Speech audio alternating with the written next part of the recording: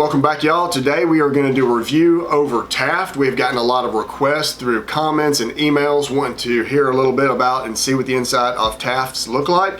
And we were lucky enough to have a pair come into the shop. And while we've got them, we're going to crack them open and see what they're all about.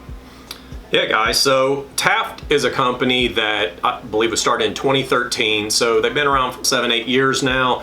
They've really hit the market and done a great job. Most of their boots and shoes are in that $200 price range. It kind of fluctuates to $290, so that's where the ballpark of their shoes and boots are.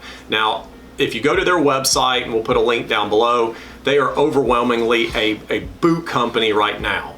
They do have a hand selection of shoes, but overwhelmingly they're boots. I believe they're just men's. Yes, and from what we've seen, they're only a men's shoe company right now. And one of the things that also makes Taft a little different, again, when you go to their website, their shoes and their boots are very unique. Yeah. Different patterns, different textures, just different looks to them that really sets them apart from the rest of the boots and shoe brands out there. But anyways, like Keith said, what we're gonna do today, as we usually do, take these apart, come back, show you guys sort of a breakdown of what we like and don't like, and we'll go from there. So we'll be back. All right, y'all, we have cracked these things open and we're gonna kind of just go down the line and tell you about each of the parts, things we liked, things that we didn't like. Start us off.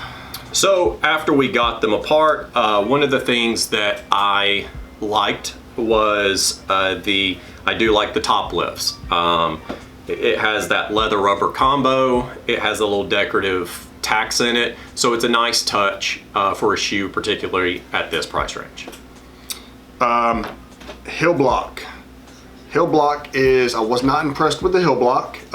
It is kind of more of a Johnson and Murphy style heel block where it's kind of a pressed paper. It's not in the block aspect of it. It's not as repairable friendly, should we say? But it did come off easily. Not where it's going to fall off, but it did come off easy. But for if you wear it to the block, it's not as repairable.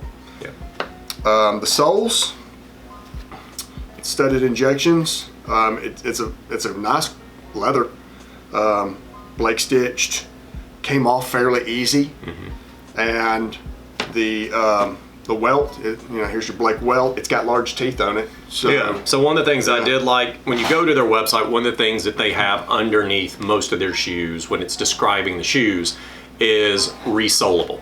And a lot of times manufacturers will say that, so we like to get in and actually see how resolable it is. Like he said, I do like the fact that on Blake stitch shoes, you never really know what you're going to get. These, when I took the sole off, it came right off. Yep. I scored it with my knife to pop the stitches, and what I like on a good Blake stitch shoe is when that welt stays on there. So you can see I'm kind of tugging at it now, and it's not moving. In comparison to some of the other brands that we've looked at, like Ace Marks, Todd's, some of those that are even more expensive than these, the welt came right off, or when I took the sole off. So I had to put a big ding on both of those brands because of that. This one, I like their welt. One of the things that it's comfort, but for repairability, I gotta make a comment about it, is, and you've heard us say this on other ones, when it's Blake stitched, we like to have a solid leather insole, and the liners are only a 3/4, so they're coming up only about to here. Yep. And then the fore part of it is just all smooth. This has the comfort pour on inside with the liner on top. Now the problem I would have to say with that is when it's Blake stitched, the stitches are on the inside, and a lot of times the pour on is actually going to get shredded when the machine is going around and then trying to get it all out and getting a new piece in there.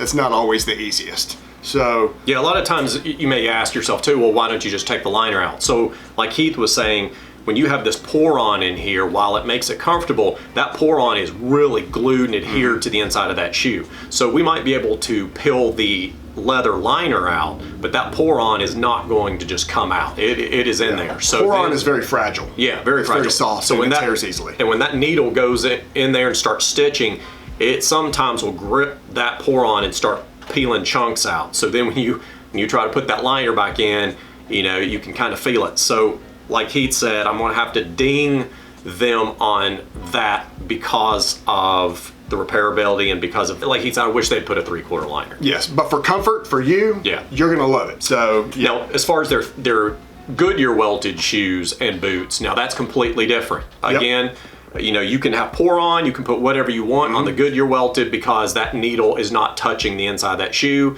So just because we may kind of ding this one doesn't mean that we're dinging all of, Yes. you know, Taft's shoes. Their Goodyear welted may be completely different. It does have a little bit of a fiddle waist to it, and pull that off. That's just that little piece that's glued in, and so when you put the sole on, it kind of gives that elegant shape to it, like you would on a cowboy boot or some high-end handmade shoes. But that's it. This is not your shank though.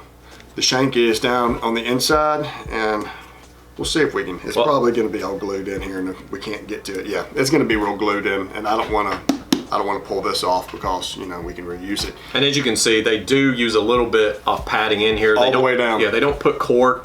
Yeah. A lot of Italian-made shoes won't put anything, so it is leather on leather. But they do put a little bit of padding in there, and even when we took the sole off, it came right off without ripping out the padding. So, and we say Italian just because that's kind of where that originated, that Yeah, that low styling. profile. And these are made in Spain, and a lot of those are made in Spain and Portugal, I believe. Yeah. I guess I'm made in Portugal. But there's that low profile. We kind of call it the Italian style. Can't use cork on a lot of those Blake Stitch shoes. Overall though, I think it's pretty good. What do you think, price comparison? yeah, so again, these shoes are in the $200 price range. When Heath and I were trying to talk and discuss what we thought about it, you know, you're getting, for a lot of those direct-to-consumer brands, there's a lot out there that we haven't mentioned to you. But just to compare it to a lot of the big ones out there that you guys are probably familiar with, Beckett Simonon hits right around 200. Very, very similar construction to these. Merriman is in that $200 price range, but I'm going to put Merriman, you know, a little bit ahead of Taft just because they're using all leather, core, Goodyear welted. It's hard to go wrong, especially with Merriman's higher price point shoes. The only thing that I will give these guys over Merriman is the comfort factor. Right out of the box, these look like they're very comfortable shoes. The leathers are very soft uppers, and you know, Merriman, there are a lot of folks out there saying that Merriman has a higher break-in period. Yeah, break-in on these would be a lot shorter probably Yeah. than Merriman. But would I get a pair? Absolutely. Yeah. I love the fact that they have so many different kind of unique styles. And when you go to their website, which we're going to put down in the link below, you're going to notice like they kind of jump outside the traditional box of styles, and you know, I got to give them some kudos on that. That's pretty cool. Yeah. So there you go, folks. This is the Dylan from Taft, made in Spain, and Blake Stitch. Like I said, we're going to put all the information to their website down below it. But if you like this, then give us a thumbs up. Make sure you hit the subscribe button. Tell your friends. We have more videos, more repairs, more reviews, how-tos headed your way. Make sure you hit the bell as well so you get those notifications. Until next time, have a good day.